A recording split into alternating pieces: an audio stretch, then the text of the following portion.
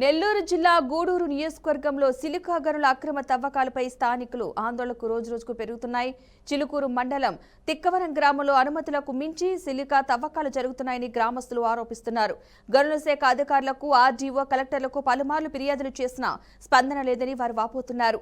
భారీ సిలికా టిప్పర్ల రాకపోకలతో గ్రామ రహదారులు దెబ్బతిని ప్రజలు తీవ్ర ఇబ్బందులు పడుతున్నారని అంటున్నారు. అక్రమ తవ్వకాల వల్ల పర్యావరణానికి నష్టం వాటిల్లుతోందని ఆందోళన వ్యక్తం చేస్తున్నారు. వెంటనే విచారణ జరిపి బాధ్యులపై కఠిన చర్యలు తీసుకోవాలని ప్రజా సంఘాలు, స్థానికులు డిమాండ్ చేస్తున్నారు.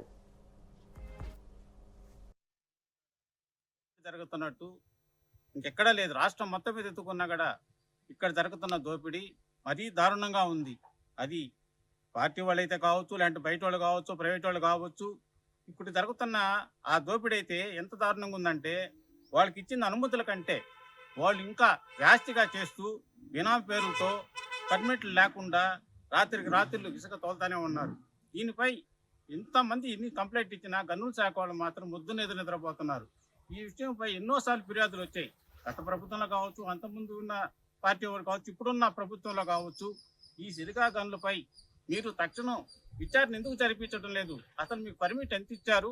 వాళ్ళు ఎన్ని లారీలు తోలుతున్నారు? ఎక్కడ పోతుంది? ఎక్కడెక్కడ వాడుతున్నారు? అనుమతులు ఇచ్చే కాళ్ళు వాడుతున్నారా? అనుమతులు ఏం కాడ జరుగుతున్నాయా?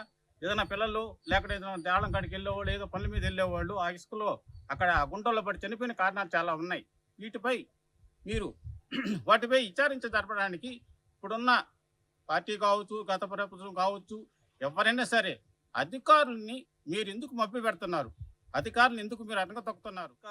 గనుల కాడ దోపిడీ జరుగుతున్నట్టు ఇంకెక్కడా లేదు. రాష్ట్రం మొత్తం మీద ఎత్తుకున్నా కూడా ఇక్కడ జరుగుతున్న దోపిడీ మరీ దారుణంగా ఉంది. అది పార్టీ వాళ్ళైతే కావచ్చు, లేదంటే బయట వాళ్ళు కావచ్చు, ప్రైవేట్ వాళ్ళు కావచ్చు. ఇప్పుడు జరుగుతున్న ఆ దోపిడీ అయితే ఎంత దారుణంగా ఉందంటే, వాళ్ళకి ఇచ్చిన అనుమతుల కంటే వాళ్ళు ఇంకా జాస్తిగా చేస్తూ బినామీ పేరుతో అక్రమ మైనింగ్ జరుగుతుందని దాదాపు 23 సార్లు ధర్నా కార్యక్రమాలు నిర్వహించడం జరిగింది.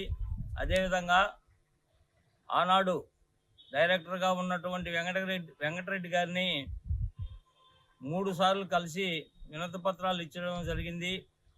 కానీ ఈ ప్రాంతంలో ఉన్నటువంటి మైనింగ్ ఆఫీస్లో గూడూరు కానివ్వండి, అదేవిధంగా నెల్లూరు మైనింగ్ ఆఫీసులో కానివ్వండి, తిరుపతి కలెక్టరేట్ కానీ, నెల్లూరు కలెక్టరేట్ కానీ, ఇక్కడ సబ్ కలెక్టర్ కానీ, ఎంఆర్ఓ కానీ ఎవ్వరూ పట్టించుకున్నటువంటి పాపాన పోలేదు.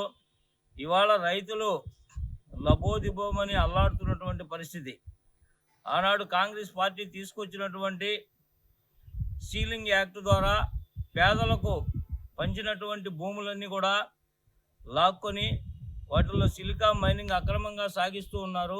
కాబట్టి వెంటనే దాన్ని